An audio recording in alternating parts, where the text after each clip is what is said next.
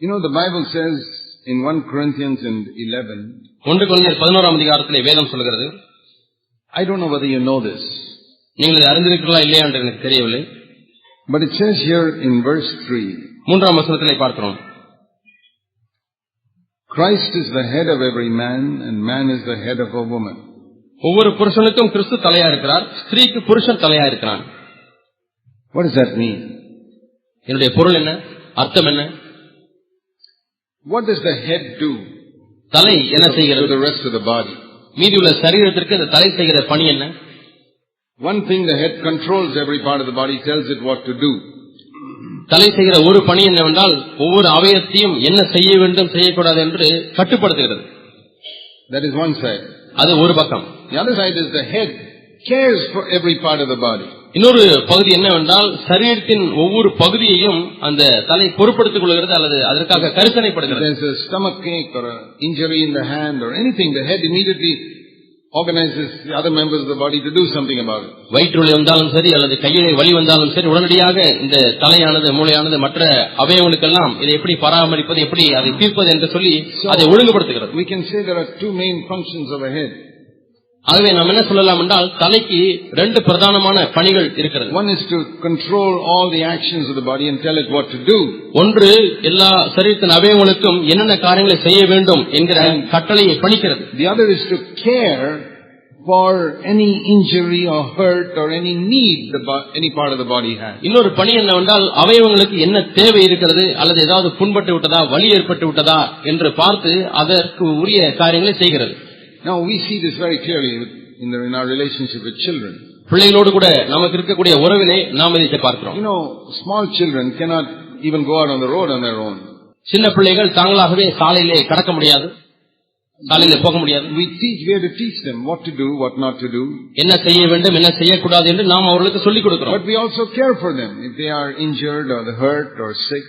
அதே சமயத்திலே பிள்ளைகளுக்கு வியாதி வந்து விட்டதோ அல்லது அடிபட்டு விட்டதோ நாம் அவர்களை பராமரித்துக் கொள்கிறோம், அதுக்கு சிகிச்சை கொடுக்கிறோம். Now in the same way, அதே விதமாக a man is to be the head of his wife in the same way. அதே விதமாக ஒரு மனிதன் தன்னுடைய மனைவிக்கு தலையா இருக்க வேண்டும். You got to be the head of your home, be controlling matters in your home. குடும்பத்துக்கு தலையா இருக்க வேண்டும், குடும்பத்தினுடைய காரியங்கள் எல்லாம் கட்டுப்படுத்த வேண்டும். But also caring for the needs and problems your wife may have. அதே சமயத்திலே உங்களுடைய மனைவிக்கு இருக்கக்கூடிய பிரச்சனைகள் அல்லது வியாதிகள் வந்துவிட்டால் அதற்காக நீங்கள் கரிசனை உள்ளவர்களாய் பராமரிக்க வேண்டும். I know that if your wife has cancer or something, you will take her to the hospital. You will do that. மனைவிக்கு கேன்சர் வந்து விட்டதால் கண்டிப்பாக நீங்கள் ஆஸ்பத்திரிக்கு அழைத்து செல்வீர்கள், அது எனக்கு தெரியும். Even when she is not sick, வியாதி இல்லாத பட்சத்திலேயும் there can be other needs that your wife may have. மனைவிக்கு பலவிதமான பிற தேவைகள் இருக்கலாம். She may feel lonely, தனிமை என்ற உணர்வினாலே பாதிக்கப்பட்டிருக்கலாம். just trapped inside the four walls of a small house. ஒரு சின்ன வீட்டிலே 4 சுவர்களுக்கு இடையிலே அகப்பட்டுக் கொண்டு தனியாக இருந்திருக்கலாம், வெளியே எங்கும் போகாமல். We who are men sometimes don't realize that. மனிதர்கள் ஆண்களா இருக்கிற நாம் அநேக சமயத்தில் அதை உணராமல் இருக்கலாம். See, we go out and work and meet so many people, and that itself is a variety for us in our daily life. வேலைக்கு செல்கிறோம், அங்கே பலவிதமான மக்களை பார்க்கிறோம், பலவிதமான காரியங்களை பேசுகிறோம். அப்படி நம்முடைய வாழ்க்கைக்கு பல நிறங்களையும் பல வேறுபாடுகளையும் நமக்கு கொடுக்கிறது, எல்லா காரணம் ஈடுபட்டிருக்கிறோம். But compare that with your wife, how she spends the whole day. ஆனால் உங்களுடைய மனைவி எப்படி தான் ஒரு நாள் முழுவதும் செலவழிக்கிறாள் என்று ஒப்பிட்டு பாருங்கள். Small children, சின்ன பிள்ளைகள் இருக்கிறார்கள். She doesn't see anybody but those small children for the whole day. நாள் முழுவதுமா இந்த சிறு பிள்ளைகளை காட்டிலும் வேறு யாரையும் பார்ப்பதே இல்லை. And she is like trapped inside a prison of 4 walls, which is your house. 4 சுவர் கொண்ட ஒரு சிறையிலே அடைப்பட்டது போல உங்கள் வீட்டுக்குள்ளாகவே அடைந்து கிடக்கிறார். Inside that prison there is one child is asking this, another child, and it is tremendous job the wife. சிறைச்சாலை போல இருக்கக்கூடிய அந்த சிறு அறையிலே ஒரு பிள்ளை இதைத்தாமா என்று கேட்கிறது, அடுத்த பிள்ளை வீல் என்று கத்துக்கிறது, பெரிய ஒரு பொறுப்பு. And when we come home, நான் வீட்டுக்கு வரும்பொழுது we think the wife has done nothing the whole day. அவள் என்ன சும்மா வீட்டில தானே இருந்தால் ஒன்றுமே செய்யவில்லை என்று நாம் எண்ணலாம்.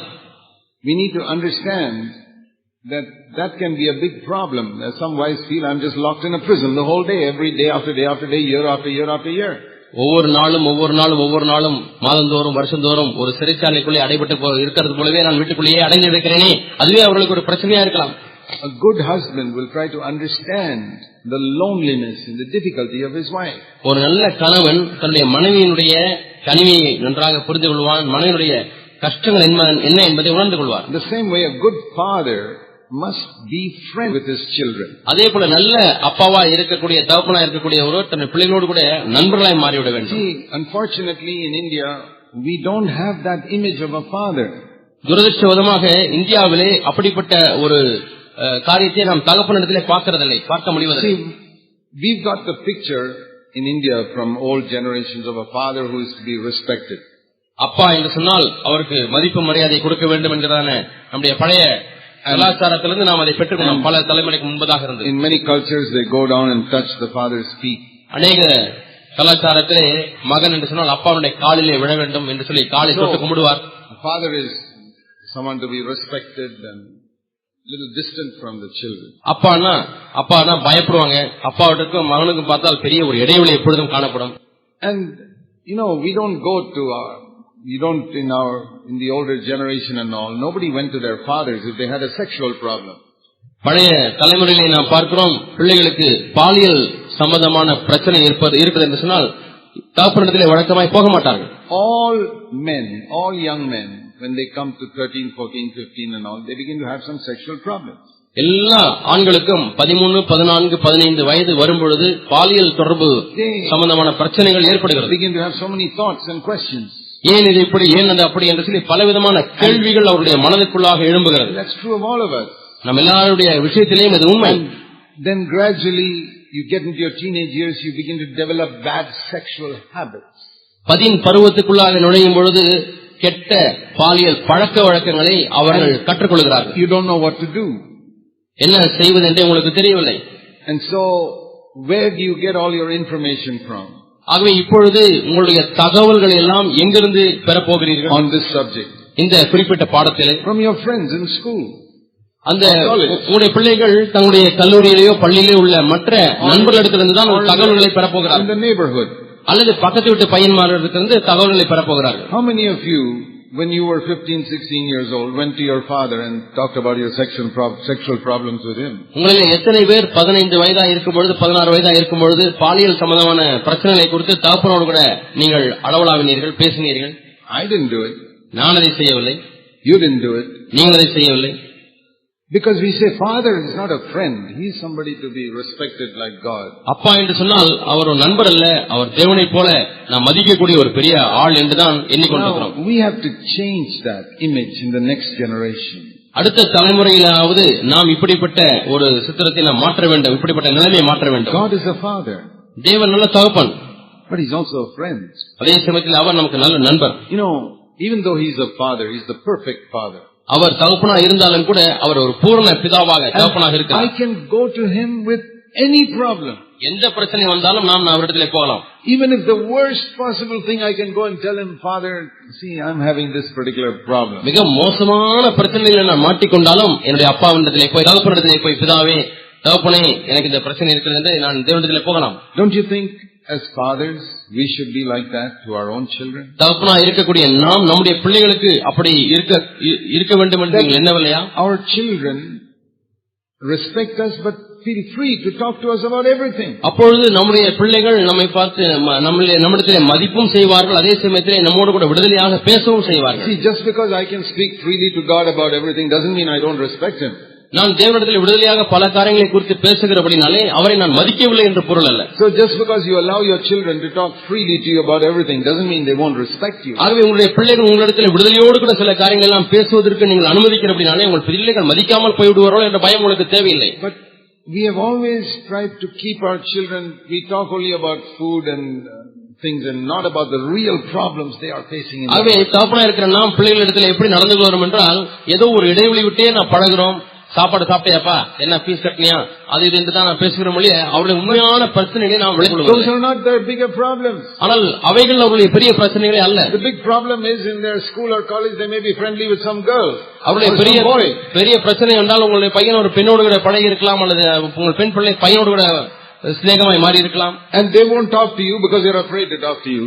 உங்களிடத்திலே வந்து பேச முடியாது, ஏனால் பேசுவதற்கு பயம். And then they get into serious problems. பெரிய பிரச்சனை மாட்டிக்கிட்ட பிறகு and then afterwards you discover about it. நீங்கள் தான் அதை கண்டுபிடிக்கலாம். ஐயோ இப்படி போய் பையன் மாட்டிக்கொண்டானே. Whose fault is it? யாருடைய தப்பு? You say, what a boy you are to go and behave like that. நான் பையன் இப்படி போய் நீ மாட்டிக்கிட்டேன்னு சொல்லுகிறீர்கள். I say to you, what type of father you are that poor boy could not come to you when the problem started. பிரச்சனை ஆரம்பிக்கும் பொழுதே பையன் உங்களிடத்தில் வர முடியாத அளவுக்கு நீங்கள் எவ்விதமான தகப்பனா இருந்திருக்கிறீர்கள்.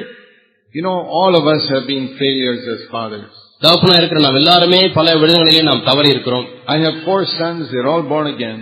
எனக்கு 4 மகன்கள் உண்டு. 4 மகன்களுமே மறுபடியும் பிறந்திருக்கிறார்கள். When I look at myself, I say, Lord, I made so many mistakes as a father. ஆனால் நான் என்னை பார்க்கும் பொழுது ஐயோ ஆண்டவரே நான் எவ்வளவோ தவறுகளை தகப்பனாக இருந்து செய்திருக்கிறேனே என்று எண்ணுகிறேன். But one thing, I try to be friends with my children. ஆனால் ஒரு காரியம், நான் என்னுடைய பிள்ளைகளோடு கூட நண்பனா இருப்பதற்கு முயற்சித்திருக்கிறேன். Even today, இன்றைக்கும் கூட I want them to speak frankly with me about everything. எல்லா காரியங்களையும் என்னோடு கூட ஒரு நண்பனை போல பேச முடியாது நான் அவர்களுக்கு அனுமதி கொடுத்திருக்கிறேன். They do something wrong, come and tell me. அவர் தவறு செய்துவிட்டால் என்னிடத்தில் வந்து சொல்லுங்கள் என்று சொல்லுகிறேன். I want to encourage all of you fathers. ஆகவே தகப்பன்மாரா இருக்கிறவங்க எல்லாரையும் நான் உற்சாகப்படுத்த விரும்புகிறேன். Be friends with your children. பிள்ளைகளோடு கூட நண்பர்களாய் மாறிவிடுங்கள். Encourage them to be open with you. உங்களோடு கூட வெளியரங்கமாய் பேசுவதற்கு அவர்களுக்கு உதவி செய்யுங்கள். The initiative for that has to come from you. அதற்கு முதல் படி யார் எடுத்து வைக்க வேண்டுமானால் நீங்கள் தான் முதலாவது செயல்பட வேண்டும். If your children are small now, then it's very easy to start. உங்க பிள்ளைங்க சின்ன பிள்ளைங்களா இருந்தா ரொம்ப ஈஸி, இப்பொழுதே நீங்க அதை ஆரம்பிச்சிடலாம். If your children are grown up, then it's a little more difficult. உங்கள் பிள்ளைகள் வளர்ந்து விட்டால் அப்பொழுது இது போல நிலைமை ஏற்பட கடினமாகிவிடும். If your children are small, now is the time to start being friends with them. உங்கள் பிள்ளைகள் சிறுவர்களாக இருக்கும் பொழுதே இப்பொழுதே நீங்கள் அவர்களோடு கூட நண்பர்களாய் மாறிவிடுங்கள். Talk to them about every little thing. ஒவ்வொரு சிறு காரியங்களை குறித்து நீங்கள் பேசுங்கள். What is happening in their school? அவருடைய பள்ளியில் என்ன நடக்கிறது, சிறு வயதிலே பள்ளியில் என்ன நடக்கிறது. When my children used to come back from school, my wife used to talk to them every day. What happened in school and every little thing. என்னுடைய பிள்ளைகள் பள்ளியிலிருந்து திரும்பி வரும்பொழுது என்னுடைய மனைவி ஒவ்வொரு நாளும் ஒவ்வொரு பிள்ளைகளிடத்திலும் மகனிடத்திலும் இன்னைக்கு பள்ளியில் என்ன நடந்தது என்று பேசுவாள். See, that's one reason my wife never went to work. இந்த ஒரு காரணத்தின் நிமித்தமாகத்தான் என்னுடைய மனைவி வேலைக்கு அவள் செல்லவில்லை. She wanted to be at home because she felt that helping these children is more important than making money and living more comfortably. அதிகமாய் பணம் சம்பாதித்து இன்னும் சொகுசாய் வாழுவதை காட்டிலும் பிள்ளைகளை பராமரித்து அவர்களை ஒழுக்கமாய் வளர்ப்பது முக்கியம் என்று என்னுடைய மனைவி உணர்ந்து கொண்டார். Every day she would talk to them. ஒவ்வொரு நாளும் என்னுடைய மனைவி பிள்ளைகளிடத்தில் பேசுவார். What happened in school, and if you ask them to speak when they are young, they are more open to speak. சின்ன வயசுலேயே பேசுவதற்கு நீங்கள் செய்து விட்டால் அவர்கள் வெளிரங்கமாய் பேச அப்படியே ஆரம்பித்து பழகி விடுவார்கள். I want to say to you that we are living in terrible times for our young people. நாம் எந்த காலத்திலே வாழ்கிறோம் என்றால் நம்முடைய வாலிபர்களுக்கு பயங்கரமான ஒரு காலமாய் இந்த காலம் இருக்கிறது. 50 years ago when I was a young man, it was much easier. 50 ஆண்டுகளுக்கு முன்பாக நான் ஒரு வாலிபனா இருந்த பொழுது நல்ல வாழ்க்கை வாழ்வது எவ்வளவு எளிதாக இருந்தது. But today it is so difficult for our young people. ஆனால் இன்றைக்கு நம்முடைய வாலிபர்களுக்கு கடினமான காலங்களை சந்தித்துக் கொண்டிருக்கிறார்கள். Even when I brought up my children 25 years ago, it was easier than people who are bringing up their children now. 25 ஆண்டுகள் முன்பாக என்னுடைய பிள்ளைகளை வளர்க்கும் பொழுது அப்பொழுது லகுவாக இருந்தது. ஆனால் இப்பொழுது பிள்ளைகளை வளர்ப்பவர்களுக்கு மிகவும் கடினமான காலமாக இருக்கிறது. So much of evil in the world. உலகத்தில் எவ்வளவோ தீமை பெருகிவிட்டது. Particularly sexual evil. குறிப்பாக பாலியல் உறவு சம்பந்தமான தீமைகள். Young people in our churches are getting into all types of sexual problems which their fathers don't know about. தகப்பனுக்கு தெரியாத அநேக பாலியல் உறவு சம்பந்தமான பிரச்சனைகளிலே நம்முடைய சபையில் உள்ள வாலிபர்கள் சிக்கிக் கொண்டிருக்கிறார்கள். So I'm talking about born again children. நான் யாரை குறித்து பேசுகிறேன் என்றால் மறுபடியும் பிறந்த ரட்சிக்கப்பட்ட பிள்ளைகளை குறித்து பேசுகிறேன். Coming to the meetings regularly. ஒழுங்காக கூட்டத்துக்கு வந்து கொண்டிருக்கக்கூடிய பிள்ளைகள். Who look so holy and sing so well when they sit in the meeting. பார்ப்பதற்கு பரிசுத்தவான்களைப் போல இருக்கிற பிள்ளைகள் நன்றாக கூட்டங்களிலே பாடக்கூடியவர்கள். The only way you can protect them is by being very friendly with them. அவர்களை பாதுகாப்பதற்கு ஒரே வழி என்னவென்றால் அவர்களோடு கூட நீங்கள் நண்பர்களாய் மாறிவிடுங்கள். Don't be hard on them if they made a mistake. அவர் தவறு செய்து விட்டால் அவர்கள் மீது கடினமாய் நீங்கள் வர வேண்டாம். Because if you are hard on them, then they will never tell you the truth next time. ஏனென்றால் நீங்கள் அவர்கள் மீது கடினமாய் நீங்கள் நடத்தினீர்கள் என்று சொன்னால் அவர்கள் செய்கிற தவறுகளை சொல்லவே மாட்டார்கள். And if you talk to them as though you never had any sexual problem when you were young, நீங்கள் பையனாய் இருக்கும் பொழுது எந்த பிரச்சனையுமே நான் சந்திக்காதது போல நீங்கள் நடந்து கொண்டால் பாலியல் சம்பந்தமான பிரச்சனை, then you are a liar. நீங்கள் ஒரு பொய்யன். Because when you were young, you also faced those problems in the sexual area. நீங்கள் வாலிபராய் இருந்த பொழுது நீங்களும் பாலியல் சம்பந்தமான பிரச்சனைகளை சந்தித்தீர்கள். So you have to tell your children that that is normal, but we have to fight it and overcome it. ஆகவே உங்களுடைய பிள்ளைகளுக்கு இது இயற்கையாக வருவதுதான், ஆனாலும் நாம் போராடி அதை ஜெயிக்க வேண்டும் என்று சொல்ல வேண்டும். This is a very, very big area. இது ஒரு மிகப்பெரிய ஒரு பரந்த ஒரு காரியமா இருக்கிறது. We have to be the leaders. நாம் அவர்களுக்கு தலைவராக இருக்க வேண்டும். You have to be as a father, a shepherd for your children in your home. நீங்கள் வீட்டிலே இருக்கக்கூடிய பிள்ளைகளுக்கு தகப்பனாகவும் அதே சமயத்தில் நல்ல மேய்ப்பனாகவும் இருக்க வேண்டும். And for that you must be their friend. அதற்காக நீங்கள் அவர்களுடைய நண்பர்களாய் மாறிவிட வேண்டும். If they must feel free to come and tell you, listen daddy, he may be only 15 years old, and say, daddy, I'm interested in that girl in my school. ஒருவேளை 15 வயது உங்கள் பையனுக்கு இருக்கும், ஆனால் பையன் வந்து அப்பா என் ஸ்கூல்ல இந்த பொண்ணு எனக்கு ரொம்ப பிடிச்சிருக்குப்பா அப்படின்னு உங்கள்கிட்ட விடுதலையா பேசுற அளவுக்கு. What do you say if they come and tell you that? One day your 15-year-old boy comes and says, I'm interested in that girl. ஒரு நாள்ல உங்க பையன் 15 வயசா இருக்கு, எனக்கு இந்த பொண்ணு ரொம்ப பிடிச்சிருக்குப்பான்னு சொன்னா நீங்க என்ன சொல்ல போறீங்க? You are interested in that girl? You say like that? இப்படியா சொல்ற என்று சொல்லி அப்படியே என்ன சாக்கடிச்ச மாதிரி பார்க்க போறீங்களா? I'm sorry. அப்பா மன்னிச்சிருங்கப்பா, நான் விட்டுறேன். Never again in his life will he tell you the truth. இனிமே உங்ககிட்ட வந்து உண்மையை சொல்லவே மாட்டான்.